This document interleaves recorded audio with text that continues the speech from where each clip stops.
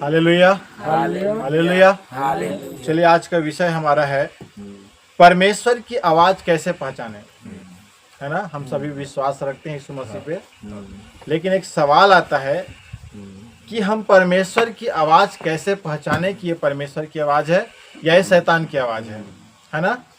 तो इसी पे हम चर्चा करेंगे, इसी बातों को हम सीखेंगे, समझेंगे। हालेलुया। आइए एक वचन निकाल लेते हैं हम सबसे पहले, यूहन्ना की पुस्तक 10 अध्याय और उसका 27 पद।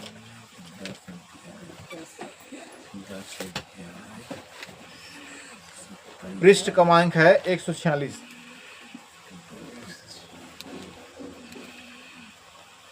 यूहन्ना की पुस्तक 10 अध्याय 27 पद में लिखा है, मेरी भेड़ें मेरा शब्द सुनती है, मैं उन्हें जानता हूं और वे मेरे पीछे पीछे चलती है। क्या कहता है? यीशु मसीह कहता है कि मेरी भेड़ें, अर्थात जो यीशु मसीह के जो चेला है, ये यीशु मसीह के जो विश्वासी है, वो क्या कहता है कि मेरी भेड़ें मेरा शब्द सुनती है। अर्थात जो भी विश्वासी या जो भी चेला यीशु मसीह के वचन को सुनता है या यीशु मसीह को ग्रहण करता है, मेरा शब्द सुनती है, मैं उन्हें जानता हूं। और यीशु मसीह कहता है कि जो मेरा शब्द सुनता है, जो मेरा वचन को पढ़ता है, जो मुझ पर विश्वास रखता है, मैं उसे क्या करता हूं? जानता हूं और वे मेरे पीछे पीछे चलती हैं। यीशु मसीह क्या कहता है कि वो चेला, वो विश्वासी जो मेरी आज्ञाओं को मानता है, मेरे वचनों को सुनता है, उसको मैं जानता हूं। और वो चेला, वो विश्वासी क्या करता है? मेरे पीछे पीछे चलता है। कहता है, कौन कह रहा है? प्रभु यीशु मसीह कह रहा है। आज हम जानेंगे कि परमेश्वर की आवाज को कैसे पहचाना जाए, है ना। हम क्या जानेंगे आज? कि परमेश्वर की आवाज को हम कैसे पहचान सकते हैं। तो बाइबल की सच्चाई के साथ हम जानेंगे, बाइबल के वचनों के साथ जानेंगे। हवा में बातें नहीं करेंगे, हम वचन के साथ जाएंगे। हालेलुया। तो सबसे पहला है, परमेश्वर बोलता है पर हमें सुनना सीखना चाहिए। क्या कहता है कि परमेश्वर बोलता है, लेकिन जो हम विश्वास में रहते हैं, जो विश्वासी हैं, जो यीशु मसीह के चेला हैं, उसको क्या करना है? उसकी आवाज को सुनना है, सीखना पड़ेगा उसको आवाज को सुनने के लिए, है ना। उसके लिए वचन है इब्रानी की पुस्तक 1 अध्याय 1 और 2 पद।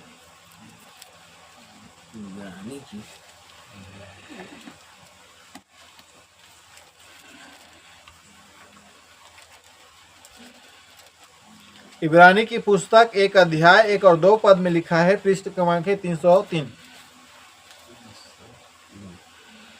लिखा है,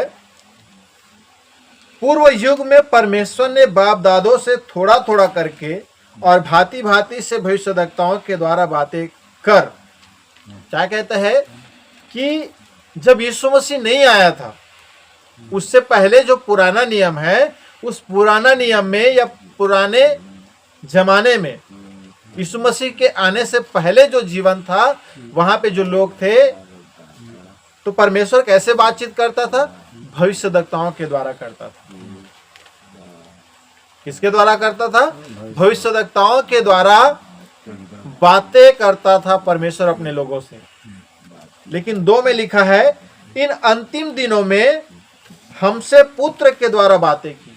और क्या कहता है कि जब यीशु मसीह आ गया, तो यीशु मसीह के आने के बाद परमेश्वर हमें किसके द्वारा बातचीत करता है? प्रभु यीशु मसीह अर्थात पुत्र के द्वारा बातचीत करता है, जिसे उसने सारी वस्तुओं का वारिस ठहराया और उसी के द्वारा उसने सारी सृष्टि की रचना की। किसके द्वारा की है?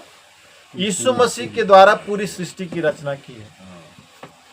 परमेश्वर ने कहा, परमेश्वर ने सृष्टि की रचना किससे की? वचन से। और वचन कौन है? यीशु मसीह है। तो यीशु मसीह के द्वारा ही परमेश्वर हमसे बातचीत करता है, अर्थात आज के दौर में पवित्र आत्मा के द्वारा। क्या करता है?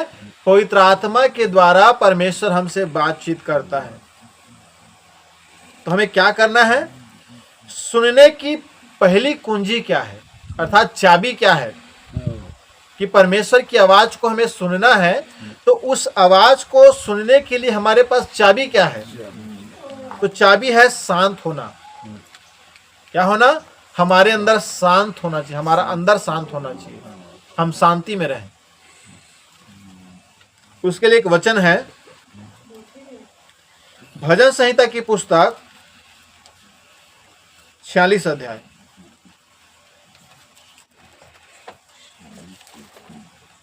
भजन संहिता की पुस्तक 46 का 10 में लिखा है, पृष्ठ क्रमांक है 687। चुप हो जाओ और जान लो कि मैं ही परमेश्वर हूं, मैं जातियों में महान हूं और पृथ्वी भर में महान हूं। क्या कह रहे? कि चुप हो जाओ, अर्थात शांत हो जाओ। क्या करो? शांत हो जाओ, एक मन हो जाओ और जान लो कि मैं ही परमेश्वर हूं। कौन कह रहा है? यहोवा परमेश्वर कह रहे कि चुप हो जाओ क्योंकि मैं ही परमेश्वर हूं। अर्थात अगर परमेश्वर की आवाज को हमें सुनना सीखना है तो हमें क्या होना चाहिए? हमें शांत रहना आना चाहिए, हमारे अंदर शांत स्वभाव आना चाहिए, तभी हम परमेश्वर की आवाज को सुन सकते हैं। अगर हम किसी के घर में जाते हैं या किसी गली मोहल्ले में जाएंगे, अगर वहां पे कहना चाहिए ज्यादा आवाज में कुछ बज रहा है तो वहां पे जो बातचीत करते हैं वो सुनाई नहीं देगा आवाज की वजह से, है ना? ठीक वैसे ही अगर परमेश्वर की आवाज को हमें सुनना है तो हमें शांत जगह में जाना है, अर्थात अपने आप को शांत रखना है, तभी हम परमेश्वर की आवाज को सुन पाएंगे। अगर इस शरीर में शांति नहीं है, अगर हम शांत नहीं हैं, हम आवाज नहीं सुन पाएंगे। हालेलुया। दूसरा है, परमेश्वर की आवाज हमेशा प्रेम और शांति से भरी होती है। परमेश्वर की जो आवाज है वो हमेशा किससे भरी रहती है?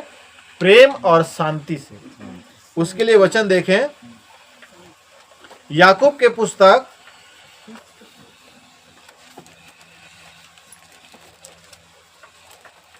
3 अध्याय 3 का 17, पृष्ठ क्रमांक है 320। 3 का 17 में लिखा है, पर जो ज्ञान ऊपर से आता है वह पहले तो पवित्र होता है, फिर मिलनसार, कोमल और मृदु भाव और दया और अच्छे फलों से लदा हुआ और पक्षपात और कपट रहित होता है। क्या कहता है? कि जो ज्ञान परमेश्वर से हमें मिलता है उसमें क्या नहीं रहता? उसमें पक्षपात नहीं होता, उसमें कपट नहीं होता, वो हमेशा मीठा और शांत होता है। अर्थात उस ज्ञान में प्रेम रहता है, उस ज्ञान में शांति रहती है, उस ज्ञान में दया रहता है, उस ज्ञान में क्षमा रहता है। कौन से ज्ञान में? वो ज्ञान जो परमेश्वर की ओर से आता है। इसलिए लिखा है कि परमेश्वर की आवाज हमें हमेशा प्रेम और शांति से भरी रहती है। परमेश्वर की आवाज डराने के लिए नहीं, मार्गदर्शन के लिए होती है। परमेश्वर का जो आवाज है वो हमें डराने के लिए नहीं है, वो हमेशा हमें नए रास्ता दिखाने के लिए है, हमें सही रास्ता दिखाने के लिए है। उसके लिए एक वचन देखें, 2 तीमुथियुस की पुस्तक 1 का 7।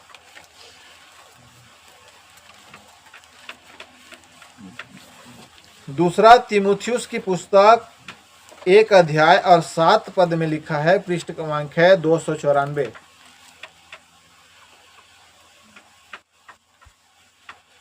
क्योंकि परमेश्वर ने हमें भय की नहीं पर सामर्थ्य और प्रेम और संयम की आत्मा दी है। क्या कहता है? कि परमेश्वर हमें डराता नहीं है, वो हमें क्या करता है, वो हमसे प्रेम करता है और हमें सामर्थ्य और प्रेम और संयम की आत्मा दी है, हमें डराने की आत्मा नहीं दी है। तो हमें लिखा है कि परमेश्वर की आवाज डराने के लिए नहीं है, बल्कि परमेश्वर की जो आवाज है हमें सही रास्ता पे लाने के लिए है, हमें सही रास्ता दिखाने के लिए है। क्योंकि परमेश्वर क्या लिखा है, क्योंकि परमेश्वर हमें भय की आत्मा नहीं देता, हमें क्या देता है, वो सामर्थ्य, प्रेम और संयम की आत्मा देता है। हालेलुया। फिर तीसरा है, परमेश्वर की आवाज बाइबल से कभी विरोध नहीं करती। परमेश्वर की जो आवाज है वो बाइबल के वचनों से है। अगर परमेश्वर कुछ शब्द कहता है तो वो शब्द बाइबल के वचनों से मैच होता है, मेल खाता है। अगर परमेश्वर की जो आवाज जो आप सुनते हैं अगर वो वचन से मैच नहीं खाता है या वचन से मिलान नहीं होता है तो वो परमेश्वर की आवाज नहीं है। वो इसलिए लिखा है कि परमेश्वर की आवाज बाइबल से कभी विरोध नहीं करती, अर्थात बाइबल के वचनों से अलग परमेश्वर का आवाज नहीं होता है। उसके लिए वचन देखें, दूसरा तीमुथियुस की पुस्तक 3 अध्याय और 16 पद लिखा है, संपूर्ण पवित्र शास्त्र परमेश्वर की प्रेरणा से रचा गया है और उपदेश और समझाने और सुधारने और धार्मिकता की शिक्षा के लिए लाभदायक है। अर्थात ये संपूर्ण पवित्र शास्त्र अर्थात जो बाइबल है ये किसकी प्रेरणा से रचा है? परमेश्वर की प्रेरणा से लिखा गया है। लिखा है कि ये उपदेश देने में, समझाने में और सुधारने में और धार्मिकता की शिक्षा के लिए क्या है? ये लाभदायक है। क्या लाभदायक है? ये परमेश्वर का वचन, ये बाइबल सुधारने के लिए भी, सिखाने के लिए भी और समझाने के लिए भी और धार्मिकता के लिए भी, सब प्रकार से ये क्या है? हमारे लिए लाभदायक है। क्या? बाइबल का वचन। और कभी भी परमेश्वर की आवाज आप सुनते हैं तो आवाज जो सुने उसे बाइबल से मैच करें कि ये बाइबल से मैच होता है कि नहीं। अगर आपको कहीं भी सुनाई दे तो अगर वो आवाज बाइबल से मैच करता है तो निस्संदेह आप परमेश्वर की आवाज को सुन रहे हैं। अगर मैच नहीं करता है तो परमेश्वर की आवाज नहीं, वो शैतान की आवाज है।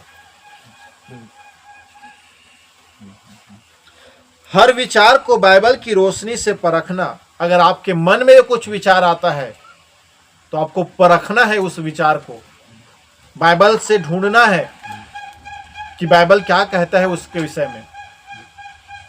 अगर वो सही मैच खाता है तो वो परमेश्वर की ओर से है, अगर नहीं तो फिर वो शैतान की ओर से है। हालेलुया। हर विचार को, हमारे मन में जो भी विचार उत्पन्न होता है वो सब विचार को क्या करना है? परखना है कि ये परमेश्वर की ओर से है कि नहीं है। बाइबल के वचन से मैच करना है कि ये वचन से मैच खाता है कि नहीं खाता है। अगर नहीं खाता है तो फिर वो विचार शैतान की ओर से है। अगर मैच खाता है तो वो विचार परमेश्वर की ओर से है। हालेलुया। फिर चौथा है, परमेश्वर की आवाज भीतर से आती है, अर्थात पवित्र आत्मा के द्वारा। परमेश्वर का जो आवाज है वो हमारे ही अंदर से आता है, क्योंकि हमारे अंदर परमेश्वर की आत्मा है। क्योंकि परमेश्वर ही कहता है, क्या तुम नहीं जानते कि तुम्हारा मंदिर, तुम्हारा देह परमेश्वर का मंदिर है। तो परमेश्वर कहाँ वास करता है? इस हृदय में निवास करता है। तो परमेश्वर की आवाज भीतर से आती है, अर्थात पवित्र आत्मा के द्वारा आता है। उसके लिए वचन देखें, यूहन्ना की पुस्तक 14 अध्याय, यूहन्ना की पुस्तक 14 अध्याय 26 पद, पृष्ठ क्रमांक 154। 14 अध्याय 26 पद। परंतु सहायक अर्थात पवित्र आत्मा जिसे पिता मेरे नाम से भेजेगा वह तुम्हें सब बातें सिखाएगा और जो कुछ मैंने तुमसे कहा है वह सब तुम्हें स्मरण कराएगा। क्या कहता है कि जो आवाज है वो पवित्र आत्मा की ओर से आता है, पवित्र आत्मा के द्वारा आता है। और वचन में लिखा है परंतु सहायक अर्थात पवित्र आत्मा, यीशु मसीह कह रहा है कि पवित्र आत्मा जिसे पिता मेरे नाम से भेजेगा, अर्थात पिता परमेश्वर पवित्र आत्मा को यीशु मसीह के नाम से भेजता है, हमें दिया है। क्योंकि यीशु मसीह आज शरीर में हमारे पास नहीं है, इसीलिए उसने हमें पवित्र आत्मा दी है और वह तुम्हें सब बातें सिखाएगा। और पवित्र आत्मा ही हमें यीशु मसीह के जैसा सिखाता है। पवित्र आत्मा ही हमें सही रास्ता दिखाता है। पवित्र आत्मा ही वचनों की भेद को खोलता है। पवित्र आत्मा ही हमें प्रार्थना करना सिखाता है। पवित्र आत्मा ही हमें वचन पढ़ना सिखाता है। हालेलुया।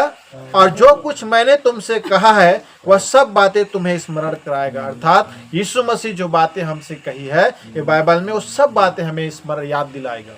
कौन? पवित्र आत्मा।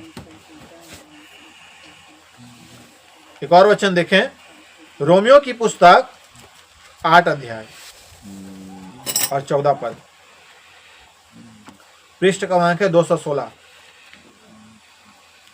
14 में लिखा है, इसलिए कि जितने लोग परमेश्वर के आत्मा के चलाए चलते हैं वे ही परमेश्वर के पुत्र हैं।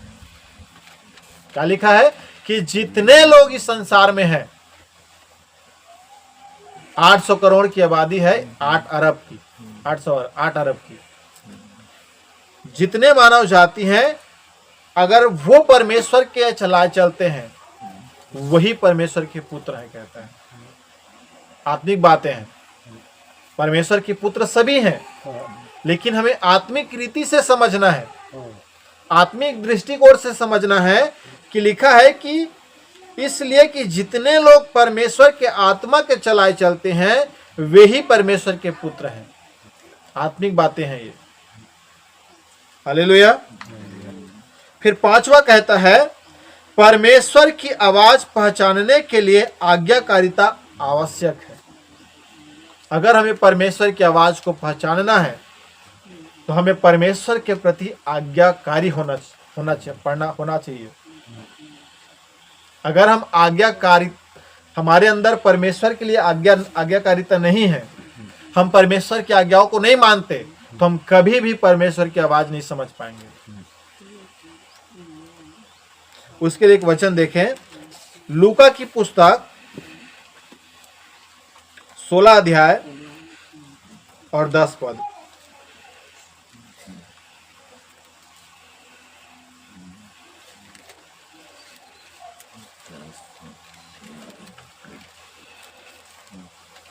लिखा है 10 में, जो थोड़े से थोड़े में सच्चा है वह बहुत में भी सच्चा है, और जो थोड़े से थोड़े में अधर्मी है वह बहुत में भी अधर्मी है।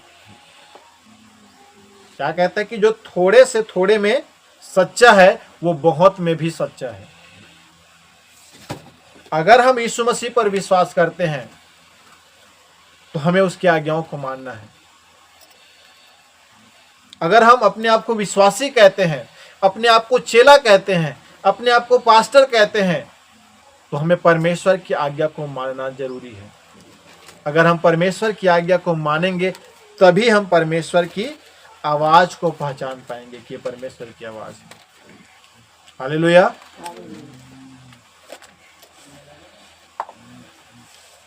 फिर 6वां है, परमेश्वर की आवाज को परखें।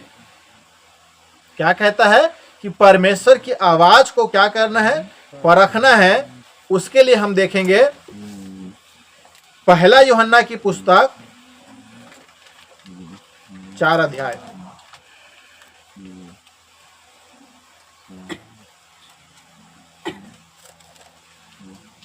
चार का 1 पद, पृष्ठ क्रमांक है 335। 4 का 1। 1 यूहन्ना 4 अध्याय 1 पद में लिखा है, हे प्रियो, हर एक आत्मा की प्रतीति न करो, वरन आत्माओं को परखो कि वे परमेश्वर की ओर से है कि नहीं, क्योंकि बहुत से झूठे भविष्यद्वक्ता जगत में निकल खड़े हुए हैं। क्या कहता है? परमेश्वर कहता है अपने वचन में कि हर एक आत्मा को की प्रतीति अर्थात विश्वास मत करो। हर एक आत्मा पर विश्वास नहीं करना है। हो सकता है वो गलत आत्मा हो, वो शैतान की आत्मा हो। इसीलिए वचन में लिखा है कि हर एक आत्मा को परखना है, चाहे वो परमेश्वर की आत्मा क्यों न रहे, उस आत्मा को भी परखना है। लिखा है आत्माओं को परखो कि वे परमेश्वर की ओर से है कि नहीं है। परखना है हर एक आत्मा को, क्योंकि बहुत से झूठे भविष्यद्वक्ता जगत में निकल खड़े हुए हैं। अगर आत्मा को नहीं परख पाए, अगर वो शैतान की ओर से रहा, तो आपकी आत्मिकता खतरे में है। इसीलिए परमेश्वर ने कहा कि हर एक आत्मा को परखो, चाहे वो पवित्र आत्मा क्यों न रहे, उसको भी परखना है। हालेलुया। फिर 7वां है परमेश्वर की आवाज को पहचानने के फल। अगर हम परमेश्वर की आवाज को पहचान लिए तो हमें क्या फल मिलेगा? तो आपके जीवन में स्पष्ट दिशा मिल जाएगा, अर्थात एक उद्देश्य मिल जाएगा कि आपको करना क्या है या आप इस जगत में क्यों हैं। फिर निर्णय लेने में शांति रहती है। हर एक निर्णय लेने में हम क्या करें, आसानी से निर्णय ले सकते हैं कि सही है, ये गलत है। फिर आप यीशु मसीह के साथ गहरी संगति में बढ़ते हैं, अर्थात आत्मिकता में बढ़ते जाते हैं। कब? जब आप आवाज को पहचान जाते हैं तो ये फल आपको मिलता है कि आप यीशु मसीह के साथ गहरे रिश्ता में बढ़ते रहते हैं, आत्मिकता में बढ़ते हैं। आइए एक वचन देखें, यशायाह की पुस्तक 30 अध्याय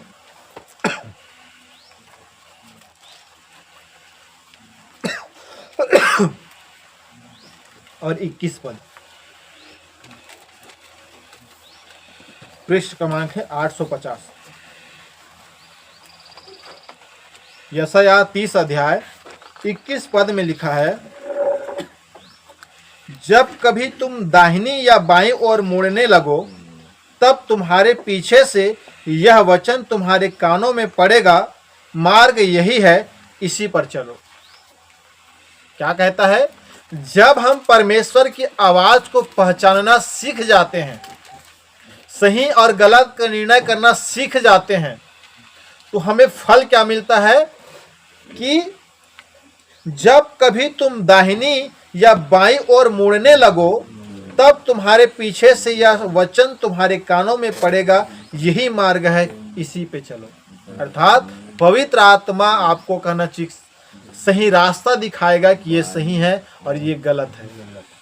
ये है आवाज पहचानने का फल। हालेलुया। फिर इसका निष्कर्ष में एक वचन देखते हैं, भजन संहिता की पुस्तक 85 अध्याय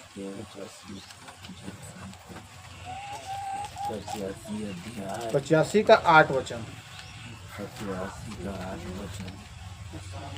पृष्ठ क्रमांक है 717। लिखा है, मैं कान लगाए रहूंगा कि परमेश्वर यहोवा क्या कहता है। वह तो अपनी प्रजा से, जो उसके भक्त हैं, शांति से बातें कहेगा, परंतु वे फिर के मूर्खता न करने लगे। क्या कहता है कि मैं कान लगाए रहूंगा कि परमेश्वर यहोवा क्या कहता है। अभी अंतिम है ना। अब हमें क्या करना है? अब हम परमेश्वर के वचन आवाज को पहचानने लग गए हैं, तो हमें खुद से कहना है कि यहोवा परमेश्वर क्या कहता है। अब उसको मैं क्या सुनने के लिए मैं अपना कान लगा के रखूंगा कि मुझे परमेश्वर की आवाज को सुनना है। वह तो अपनी प्रजा से, जो उसके भक्त हैं, शांति से बातें कहेगा। हम जो उसके लोग हैं, वो हमें शांति की बातें कहेगा। उसके लिए हमें क्या करना है? कान लगा के परमेश्वर की आवाज को सुनना है। परमेश्वर की आवाज को पहचानने के लिए हमें क्या चाहिए? कुछ बातें, 4 बातें। शांति हृदय, हमारा हृदय शांत होना चाहिए। बाइबल का ज्ञान, बाइबल का ज्ञान होना चाहिए। फिर है प्रार्थना, हमें प्रार्थना आना चाहिए। और चौथा है और लास्ट है आज्ञाकारिता। ये 4 चीज अगर हमारे अंदर है तो हम परमेश्वर के आवाज को पहचान पाएंगे। पहला कौन सा है? अपना हृदय शांत रखना, शांत हृदय चाहिए। फिर क्या चाहिए? बाइबल का ज्ञान हमें होना चाहिए, क्योंकि आप परमेश्वर की आवाज तो सुन लिए और वो बाइबल से मैच नहीं खाया, तो इसीलिए बाइबल कहता है कि बाइबल का ज्ञान आपके अंदर होना चाहिए। फिर है प्रार्थना, आपको प्रार्थना आना चाहिए कि आवाज सुने, लेकिन अगर आपको गलत लग रहा है परखने के लिए आपको प्रार्थना करना है।